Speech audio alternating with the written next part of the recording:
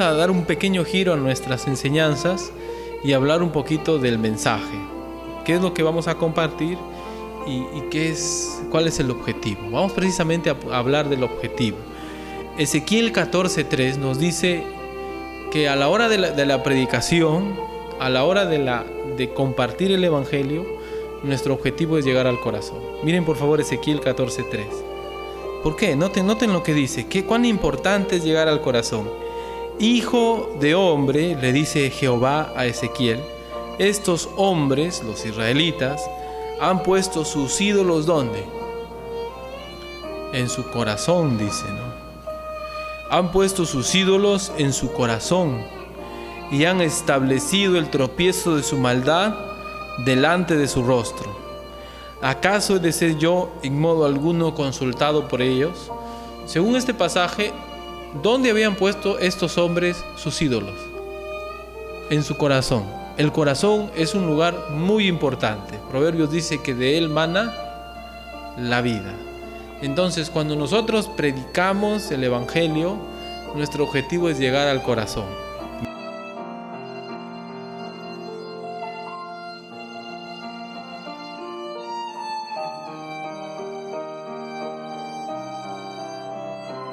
Porque soy ese más doctrina. Nuestro objetivo no es usted está mal, yo estoy bien. Nuestro objetivo es llegar a su corazón, tratar de llegar al asiento mismo del espíritu, de las ideas, de las emociones, de la voluntad. Lucas 8, del 11 al 15, en esta parábola de la cual tanto hemos hablado, nos habla precisamente del tipo de corazón que recibe la palabra de Dios. Un corazón duro, y literalmente es un corazón, porque más abajo en el versículo 15, vamos a leerlo, Jesús dice que la tierra es el corazón, la semilla es la palabra de Dios. Versículo 12, los de junto al camino son los que oyen, luego viene el diablo y quita ¿de dónde? De su corazón, ¿ve? El objetivo del evangelio es llegar al corazón, pero es responsabilidad de la persona o del predicador el corazón duro, del oyente o del que predica. Del oyente es responsabilidad del corazón duro. Aquí la parábola habla de que hay personas que reciben la semilla con un corazón duro. Versículo 13, los de sobre la piedra, es decir, los que tenían en parte duro y en parte suave, porque a tener piedras, si usted ha visto alguna vez tierra con piedras, metes la barreta, la palana, parte suave y de repente ¡plop!, te chocas con una piedra, rebota la palana, la barreta. Parte dura. Los de sobre la piedra, o sea los medio duros, son los que habiendo oído reciben la palabra con gozo, pero no tienen raíces, crecen por algún tiempo y en el tiempo de la prueba se apartan. ¿De quién es la responsabilidad de tener piedras en el corazón? ¿Del que predica? No, de la persona nuevamente, ¿se da cuenta? Pero nuestro objetivo es poner la semilla en el corazón. ¿Cómo está ese corazón? Ya depende de la persona que escucha. Puede ser que usted está intentando en su hogar y quien le escucha tiene un corazón como el camino, duro. El camino en el campo es duro porque es el lugar que se usa para transitar. No es una tierra movida, sino es una tierra aplastada por las huellas, por las carretas, por las bestias. Y entonces no se puede sembrar allí. Versículo 14, la que cayó entre espinos, estos son los que oyen, pero oyéndose son ahogados por los afanes, las riquezas y los placeres de la vida y no llevan fruto. Un corazón que alberga codicia, un corazón que tiene metas, movido por lo material, por las cosas de este mundo. Note lo que está diciendo, un corazón que anhela ser alguien para este tiempo, ¿notan? Ese corazón ahoga la palabra, es lo que está diciendo. Entonces, pero es responsabilidad de uno tener esos deseos, es responsabilidad de cada uno de nosotros albergar esas metas, esos pensamientos. Entonces yo le voy a predicar a alguien de Cristo y literalmente nos rechazan o no perseveran porque su meta no es el cielo, su meta es las cosas de esta vida, ¿no? Entonces anhelamos predicar el evangelio, Anhelamos predicar la palabra, claro, pero siempre va a haber diferentes personas que nos escuchan. Y es responsabilidad del que oye, por lo menos aquí, tener un corazón dispuesto. Versículo 15, lo vamos a leer otra vez más adelante, dice: mas la que cayó en buena tierra, estos son los que con corazón bueno y recto retienen la palabra oída y dan fruto con perseverancia. Ahí dice, ¿no?, que la palabra llegó a una buena tierra, a un buen corazón, bueno y recto, un corazón que retiene la palabra.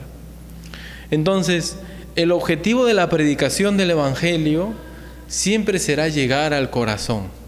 Y a partir de allí ya se evidencia, pues, cuando Jesús predicaba a gente que no quería creer en Él, querían matarlo. Pero ahí estaba, pues, había llegado al corazón. Y eso salía del corazón de la gente. Por eso Jesús les dijo: de vuestro corazón salen los malos pensamientos, los hurtos, las fornicaciones, las blasfemias. Ellos querían matarlo a Jesús. Jesús había llegado al corazón. La reacción no fue creer, sino querer matar al mensajero. Puede pasar, ¿no? Pero la idea es llegar al corazón. Romanos capítulo 2, versículo 5. Miren lo que juzga Dios en la vida de una persona. Romanos capítulo 2, versículo 5. Miren lo que juzga Dios en la vida de una persona. Pero por tu dureza y por tu corazón, ¿qué dice? No arrepentido. Es a partir de allí que Dios está queriendo trabajar. Atesoras para ti mismo ira para el día de la ira y de la revelación del justo juicio de Dios. De nada sirve saber, conocer, experimentar, entender, si en el corazón hay dureza, no hay arrepentimiento. Pero el punto es que para que se manifieste ese rechazo en el corazón, ha tenido que llegar el Evangelio. El Evangelio es como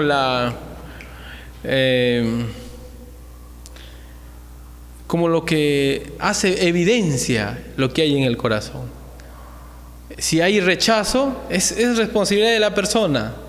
Por tu dureza y por tu corazón no arrepentido, pero para que se den cuenta que no hay arrepentimiento, tuvo que haber una prueba del corazón, y es la predicación del Evangelio. Y igual, la persona se arrepiente, escucha, oye, cree en Jesús como su Señor, como su Salvador, producto de la predicación del Evangelio.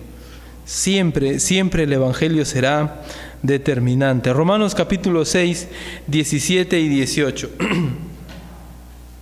Romanos capítulo 6, versos 17 y 18. El objetivo, cuando nosotros predicamos el Evangelio, no es ganar, no es demostrar que sabemos, sino es llegar al corazón. Dice: pero gracias a Dios, que aunque erais esclavos del pecado, habéis obedecido, Romanos 6, 17, de corazón a aquella forma de doctrina a la cual fuisteis entregados, y libertados del pecado, vinisteis a ser siervos de la justicia. Noten lo que dice: estos creyentes de Roma, a pesar de ser esclavos del pecado, obedecieron de corazón a aquella forma de doctrina a la cual fueron entregados.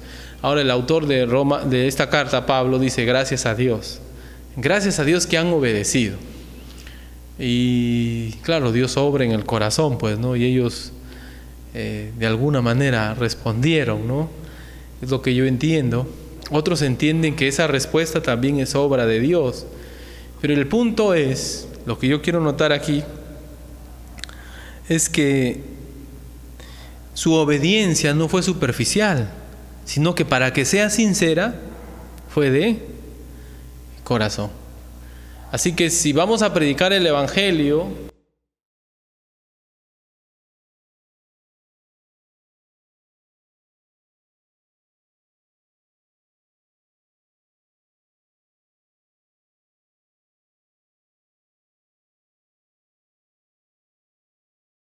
el resultado, que es el ideal, es el arrepentimiento, la fe, como resultado de haber llegado con el corazón, con el Evangelio hacia el corazón. Miren Hechos 2:37. Hechos 2:37.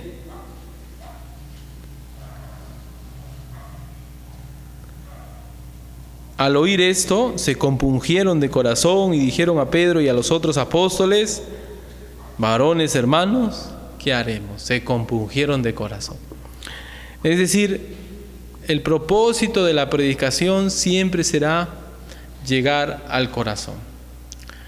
Cuando digo llegar al corazón, no significa que uno va a ir rogando, pobrecito. No me refiero a usar emociones, ¿no? En ese sentido, sino me refiero a llegar a que cuando uno habla la palabra, nuestro objetivo, nuestra meta, no es demostrar cuánto sabemos, no es demostrar que la otra persona esté en error, no es hacerle ver solo su equivocación, su ignorancia en todo caso, sino hacerle ver su necesidad de salvación. Y qué bueno que hay personas que lo entienden. Romanos capítulo 10, verso 8 al 10 dice: mas ¿qué dice? Cerca de ti está la palabra, en tu boca y en tu corazón. Esta es la palabra de fe que predicamos, que si confesares con tu boca que Jesús es el Señor y creyeres, ¿dónde? Aquí adentro, que Dios le levantó de los muertos, serás salvo. Porque con el corazón se cree para justicia, pero con la boca se confiesa para salvación. Entonces la meta del creer es creer de corazón. El evangelio tiene que apuntar al corazón. ¿Por qué? ¿Por qué es importante apuntar al corazón cuando predicamos? Tocamos una puerta, hablamos con alguien. Nuestro tenor, nuestra forma de hablar no debe ser informarle solo a la persona, sino tratar de hacerle ver. Porque llegar al corazón lleva la idea de tratar de hacerle ver que es pecador. Tratar de convencerle de que la persona necesita a Cristo. ¿Cómo hacemos eso? Solo diciéndole: ¿sabías que eres pecador y que si tú no murieras, si tú no conoces a Cristo y murieras hoy irías a la condenación? No, tenemos que hacer otra manera más profunda, porque necesitamos sacar capa por capa, ¿no? Y poder llegar al corazón de ella, hacerle ver a la persona, que ella misma se entienda, ella misma comprenda que necesita de Cristo. Si yo le digo a alguien: oye, ¿sabías que si no tienes a Cristo vas a ir a la condenación? Probablemente me digan: sí sé, pero me lo diga de la boca para afuera. Lo que intentamos es tratar de buscar una manera en la cual llegamos más adentro. A veces es haciendo preguntas, a veces es teniendo una cercanía, una amistad, una relación, papá-hijo, hijo-papá, esposo-esposa. A veces es así. Pero la idea es que la persona entienda desde lo más profundo de su ser que Dios quiere salvarle. Ahora, ¿por qué? Miren lo que dice Lucas 8:15. Lucas 8:15. ¿Por qué es importante apuntar al corazón? Lucas 8:15. Nota lo que dice James. Lucas 8:15. Lucas 8:15. Lucas 8:15. Dice: mas la que cayó en buena tierra, estos son los que con corazón bueno y recto retienen la palabra oída y dan fruto con perseverancia. Entonces, apuntó al corazón, esta persona ocurrió una conversión genuina. Entonces, cuando apuntamos al corazón, lo que buscamos es eso, lograr en la voluntad de Dios una conversión genuina. Entonces, no solo debemos ir y decir: buenos días, señorito, ¿sabía que usted es pecador y que si muere va a ir a la condenación? No llegamos ni a la mitad del camino ahí, ¿no? Tenemos que ir de otras maneras, ¿no? Tratar de ganarnos un poco más su confianza, hacer preguntas que permitan a la persona expresarse un poco más, ¿no? Y así poder llegar a un nivel del corazón. Me acuerdo siempre de lo que hacía Jesús con la samaritana, ¿no? Le dijo: dame agua, y ella empezó a poco a abrirse, ¿no? Hasta que llegó a un punto donde ella le dijo: no tengo marido. O sea, de algo tan superficial empezaron a avanzar a un plano más íntimo en la vida de ella. y Jesús pudo llegar a su corazón. Mateo capítulo 3, versículos 7 al 9. Buscamos conversión genuina. Mateo 3, 7 al 9. Noten lo que dice. Mateo 3, 7 al 9. Al ver él que muchos de los fariseos y de los saduceos venían a su bautismo, está hablando de Juan el Bautista. Juan el Bautista veía que fariseos y saduceos, ¿quiénes eran los fariseos? Los que controlaban la interpretación de la Biblia, ¿no? Entonces ellos decían, la Biblia debe ser así, asá, y marcaban las normas, así debes vivir, así debes hacer. Por eso Jesús dice, hagan todo lo que los fariseos dicen, pero no hagan como ellos hacen, ¿no? O sea, ellos decían y así, y así, y así. Y los saduceos eran los que controlaban el templo, los que hacían negocio. ¿Se acuerdan esos que Jesús botó del mercado, del templo, y decía, mi casa es casa de oración? Ya, pues todo ese negocio de ventas estaba controlado por los saduceos, que estaban aliados con los sacerdotes. Entonces, esta gente no estaba arrepentida, pero venían a escuchar a Juan, porque Juan estaba agarrando fama, porque algo que le interesaba a los fariseos, a los saduceos, era no perder su prestigio. Y Juan el Bautista, ¿qué les dice? Al ver él, versículo 7, que muchos de los fariseos y de los saduceos venían a su bautismo, les decía, generación de víboras, ¿no? Juan el Bautista no tenía pelos en la lengua, ¿no? No les decía pobrecito, no, él sabía y de frente, generación de víboras. ¿Quién os enseñó a huir de la ira venidera? Haced pues frutos dignos de arrepentimiento, y no penséis decir dentro de vosotros mismos, a Abraham tenemos por padre, porque yo os digo que Dios puede levantar hijos a Abraham aún de estas piedras. ¿Qué creencia tenían ellos? ¿Por qué Juan el Bautista les dice, no penséis dentro de vosotros mismos, a Abraham tenemos por padre? ¿Qué piensan? ¿Por qué es que ellos pensaban así? ¿Y qué tiene que ver eso con el arrepentimiento? Ya, ¿saben qué pasaba? Los israelitas pensaban que por ser hijos de Abraham, Dios tenía que salvarlos. Sí, la señal de la circuncisión era una señal de salvación para ellos. Pablo les dice en Romanos que judío no es el salvo delante de Dios, no es el que hace una circuncisión física, sino el que se hace una circuncisión en el corazón. La salvación. Ellos pensaban que por ser descendientes de Abraham habían de ser salvos. Así que Juan el Bautista les dice, no, su vida, la forma como están viviendo muestra que están lejos de Dios y que Dios en todo caso puede levantar hijos aún de estas piedras. No es por el linaje que uno se salva. Lucas capítulo 15, versículos 7 al 10, estamos hablando de lo que buscamos a la hora de predicar es el corazón, porque si llegamos al corazón, lo que puede pasar es una conversión genuina. La conversión genuina es la que viene del corazón. Lucas 15, 7 y 10. Lucas 15, 7 y 10. Os digo que así habrá más gozo en el cielo por un pecador que se arrepiente que por 99 justos que no necesitan arrepentimiento. Versículo 10. Así os digo que hay gozo delante de los ángeles de Dios por un pecador que se arrepiente. Dios quiere un arrepentimiento genuino. Dios quiere una conversión genuina.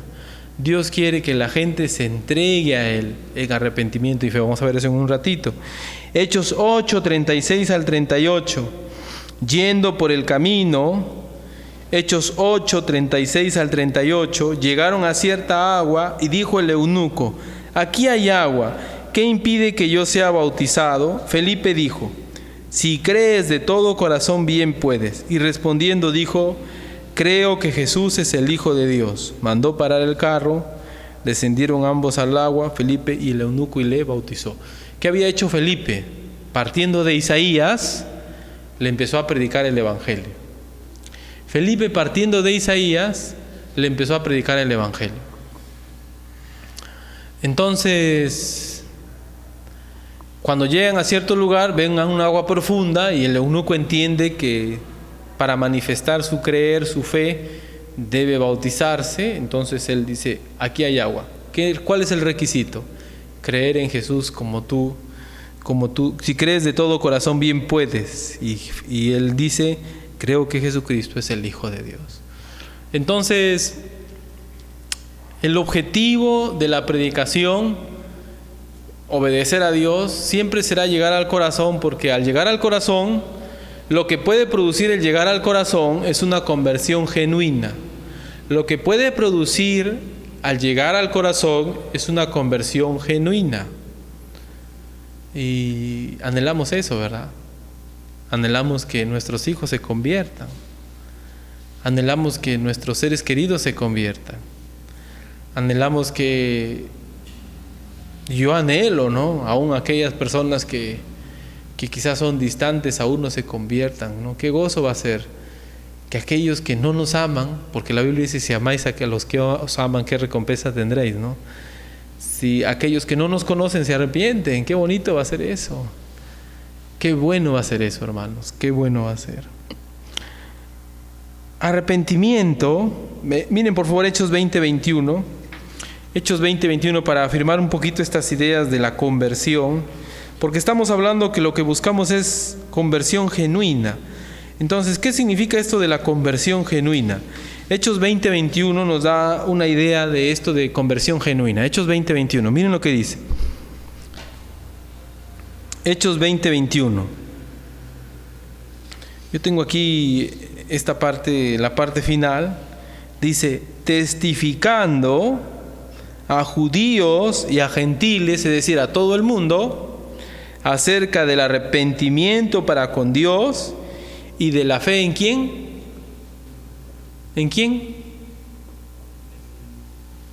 ¿Y de la fe en quién? Hechos 20:21. Hechos 20:21. ¿Y de la fe en quién? En nuestro Señor Jesucristo. Y de la fe en nuestro Señor Jesucristo. ¿Qué es arrepentimiento entonces? ¿Qué será? Arrepentimiento implica cambio de mente, cambio de corazón y como consecuencia de acciones y actitudes. ¿Qué es arrepentimiento? Tarea, examen. ¿Cambio de qué? De mente, de corazón y como consecuencia de acciones y actitudes. ¿Ya? ¿Cambio de qué? Y como consecuencia, acciones y actitudes. Es decir, un cambio que se da por dentro, pero que se expresa por fuera. Por ejemplo, si yo digo que me arrepiento de tomar, de ser borracho, me arrepiento, por dentro ya tengo el deseo. ¿Cómo debo manifestarlo? No tomando, muy bien, muy bien. Si yo soy una persona que cae en la inmoralidad sexual, soy mujeriego, qué sé yo, ¿cómo demuestro arrepentimiento? Alejándome de ello en una manera total. Entonces el arrepentimiento no solamente es algo que ocurre dentro, sino es algo que se expresa por fuera. ¿Cómo una persona puede decir yo me he arrepentido, pero no se nota un cambio? Es algo ambiguo. Es un mensaje, hasta podríamos decir que no es cierto. ¿Notan? Miren por favor, un pasaje lo expresa, o dos pasajes. 1 Tesalonicenses 1:9-10. 1 Tesalonicenses 1:9-10. Miren lo que dice. Porque ellos mismos cuentan de nosotros la manera en que nos recibisteis y cómo os convertisteis de los ídolos a Dios para servir al Dios vivo y verdadero, versículo 10, y esperar de los cielos a su Hijo, al cual resucitó de los muertos. ¿Qué dice? A Jesús, quien nos libra ¿de qué?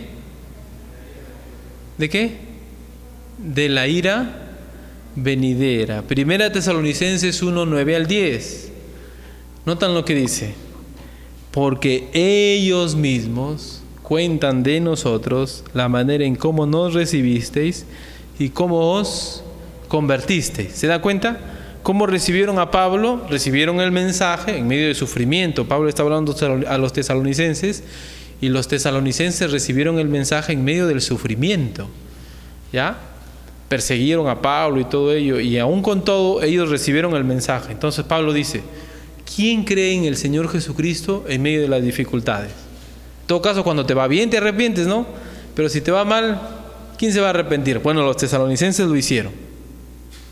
Los tesalonicenses lo hicieron.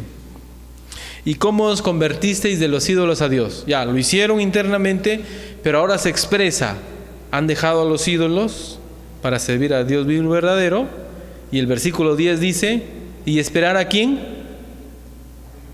A su Hijo, a Jesús, quien nos libra de la ira venidera. Entonces se evidenciaba la conversión de ellos, se evidenciaba el arrepentimiento de ellos. Internamente habían dejado de hacer algo, pero eso se manifestaba también, habían tomado una decisión, pero eso se manifestaba externamente. Bueno, quizás no lo comprendemos del todo. Proverbios 28:13. Busca, por favor, Proverbios 28:13. Proverbios 28:13. Proverbios 28:13. ¿Ya lo tenemos? ¿Qué dice? El que encubre sus pecados no prosperará. ¿Qué más dice? Mas el que los confiesa y se aparta alcanzará. ¿Qué dice Proverbios 28:13? Misericordia. Bien, Gemima. El que encubre sus pecados no prosperará, mas el que los confiese y se aparta alcanzará misericordia. Confesar, ¿qué significa? Decir que es pecado. Claro, yo no puedo decir que mi mal carácter o mi mentira o mi rebeldía o cualquier otra cosa no es pecado, porque si Dios dice que es pecado, confesar significa decir lo mismo. Confesar significa decir lo mismo. Confesar. Decir lo mismo que Dios dice acerca de una cosa. Si el chisme es pecado porque Dios dice que es pecado. Si la inmoralidad sexual es pecado, es porque Dios dice que es pecado. Entonces, cuando yo confieso, me pongo en el plano de Dios y digo algo acerca de lo que hago como Dios dice, lo mismo que Dios opina. No puedo decir que el pecado es una enfermedad, que el pecado es parte de un gen. No puedo decir eso. Lo que tengo que decir es que el pecado es... ¿Qué es el pecado? Pecado. Es lo que tengo que decir. Eso es confesar. Y apartarse significa claramente que dejo de hacerlo. Si, por ejemplo, yo soy alguien que es rebelde, que no obedece, arrepentimiento implica que yo a partir de ese momento voy a obedecer. Voy a obedecer. Más allá del temor al castigo, es porque entiendo que lo que yo estoy haciendo está mal. Entonces me aparto, me pongo a obedecer. ¿Sí me dejo entender? Me alejo de ciertos pecados porque entiendo que está mal, entiendo que no debo hacerlo. Así que debo apartarme. Les leo un pasaje, ustedes no lo tienen, dice: pero el fundamento de Dios está firme teniendo este sello: conoce el Señor a los que son suyos, y apártese de iniquidad todo aquel que invoque el nombre de Cristo. Deje el impío su camino, y el hombre inicuo sus pensamientos, y vuelvas a Jehová, el cual tendrá de él misericordia, y al Dios nuestro, el cual será amplio en perdonar. Amplio en perdonar. Busquen por favor Romanos 10:9, porque el arrepentimiento implica también el ponerse bajo el señorío de Cristo. Dice Romanos 10:9, que si confesares con tu boca que Jesús es el Señor y creyeres en tu corazón que Dios lo levantó de los muertos, ¿qué dice? Romanos 10:9, serás salvo, que Jesús es el Señor. Siempre el enfoque de la salvación, el enfoque del arrepentimiento te pone bajo el señorío de Cristo. Uno no puede arrepentirse y hacer de su vida lo que le da la gana. No, pues, porque ahora hay un Señor. ¿Quién es el Señor? Jesucristo. Entonces, cuando uno se arrepiente, cuando uno quiere seguir a Cristo, tiene que seguirlo bajo las condiciones del Señor Jesucristo. Entonces, cuando predicamos el Evangelio, no solo presentamos a Cristo como Salvador, presentamos a Cristo como Señor. Porque ¿a quién vamos a seguir? al pastor, a la iglesia tal, vamos a seguir a Jesucristo, vamos a seguir al Señor de señores. Y la Biblia siempre presenta a Cristo como Señor. Un último pasaje, Romanos 3, 21 y 22. Romanos 3, 21 y 22.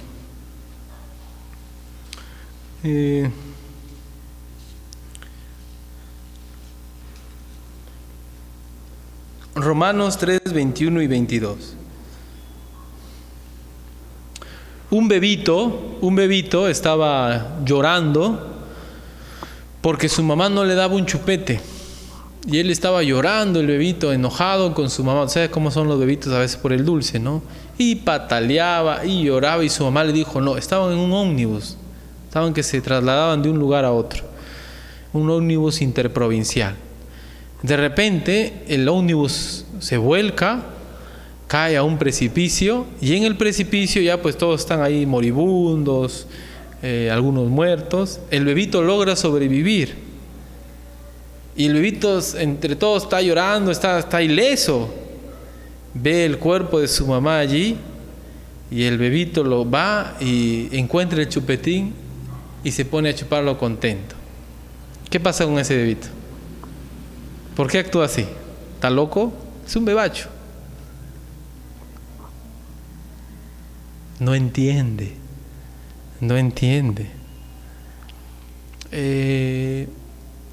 No podemos. La fe tiene como raíz el lograr entender el Evangelio.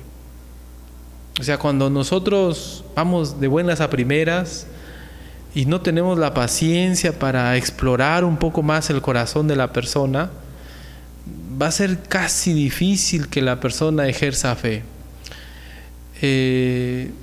Tú estás ahogándote, estás en alta mar, te has metido al agua y de repente te has equivocado y de repente una ola ya te golpeó y tú estás allí, ¿no? Pidiendo auxilio, estás allí y de repente llega el salvavidas. Dicen que a veces los salvavidas lo que tienen que hacer es golpear a la persona o medio que ahogarlo así para que la persona los deje salvarles, porque en su afán de salvarse la persona, ¿no?, lo llega a atontar y a veces golpear al salvavidas. Nunca vamos a acudir al Salvador si no nos damos cuenta de nuestra necesidad de que estamos condenados. Nunca vamos a pedir ayuda si no nos damos cuenta que nos estamos ahogando. Nunca vamos a ir corriendo a quien nos puede salvar si es que no nos damos cuenta de nuestra necesidad. Entonces, para que haya fe, lo primero es ayudar a la persona a darse cuenta de su necesidad. No es solo informar, no es solo compartir, no es solo corregir el error, sino hacerle ver su necesidad. Y vamos a mirar eso la próxima semana. Romanos 3, 21 y 22 dice: pero ahora, aparte de la ley, se ha manifestado la justicia de Dios, testificada por la ley y por los profetas, la justicia de Dios por medio de la fe en Jesucristo, para todos los que creen en Él, porque no hay diferencia. La justicia de Dios aparte de la ley, el ser declarado justo por Dios, porque somos injustos delante de Dios a causa de nuestros pecados. Nuestros pecados nos ponen en la condenación, culpables. Ser declarado justo es ser declarado inocente. Y la única manera de pasar de culpable a inocente es a través de la fe. Creer en que Jesús puede salvarte. Pero nunca vamos a acudir al Salvador si es que nosotros no nos damos cuenta de nuestra necesidad de salvación. Hay gente que sigue buscando a Dios porque tiene problemas en su hogar, porque tiene problemas económicos, porque tiene problemas en su trabajo, quieren progresar, quieren ser... No, su meta no es la eternidad. Lo único que quieren es que les vaya bien en esta vida, cuando la voluntad de Dios es la salvación eterna de su alma. Debemos apuntar al corazón, porque es solo allí donde se puede generar un arrepentimiento, una conversión genuina, verdadera. Y debemos apuntar al corazón porque al hacerle ver a la persona su necesidad, esa persona puede ejercer fe? En esa pregunta, el carcelero saca a Pablo, a Silas y les dice: señores, ¿qué debo hacer para ser salvo? Él se dio cuenta de su necesidad. Y cuando él hizo esa pregunta, fue más fácil, pues, ¿no? Porque lo que le dijo Pablo, lo que le dijo Bernabé, Silas, cree en el Señor Jesucristo y serás salvo tú y tu casa, él lo aceptó. Pero si esa persona no se hubiese dado cuenta de su necesidad, o no hubiese sido más consciente, iba a ser difícil que haga esa pregunta. Así que nosotros, cuando nos toca predicar el Evangelio, tenemos que llegar a un punto donde la persona entiende su necesidad, su estado, su condición. Y es ahí, si es que la persona quiere obedecer a Dios, va a ejercer fe. Es decir, ya, ¿qué debo hacer entonces? Y si está dispuesto a creer en Jesús como su Señor, como su Salvador, y a dejar su vida pecaminosa, eso es fe. Seguir a Cristo con todo el ser. Así que esforcémonos por llegar a nuestros hijos con el Evangelio, a nuestro cónyuge que quizás no es creyente con la palabra de Dios, a nuestros familiares con el Evangelio. No perdamos el tiempo en las cosas sin provecho. Esforcémonos por utilizar nuestras relaciones en este tiempo de COVID para predicar el Evangelio. Y cuando Dios nos permita avanzar más todavía, podamos ser más eficaces, eficientes a la hora de compartir la palabra. No hacer nada no es una opción. No podemos quedarnos de brazos cruzados. Vamos a orar para poder terminar. Gracias te doy, Señor, por tu misericordia. Señor, tú eres un Dios bueno, un Dios misericordioso con nosotros. Te pido, Padre, que nos ayudes, que tengas paciencia con cada uno de nosotros, Señor, pero que nos ayudes a despertar de nuestro letargo, que nuestro temor por el COVID no sea más grande que nuestro temor a ti, que tú, Señor, nos muevas a predicar el Evangelio, que tú, Señor, nos muevas a presentar claramente a Cristo crucificado, a Cristo como Señor, a Cristo como Redentor, como Salvador, que tú nos muevas, Señor, a dejar lo material, a enfocarnos en lo espiritual. Así pasamos tiempo en este mundo, nos educamos, trabajamos, velamos por nuestra familia, pero, Padre,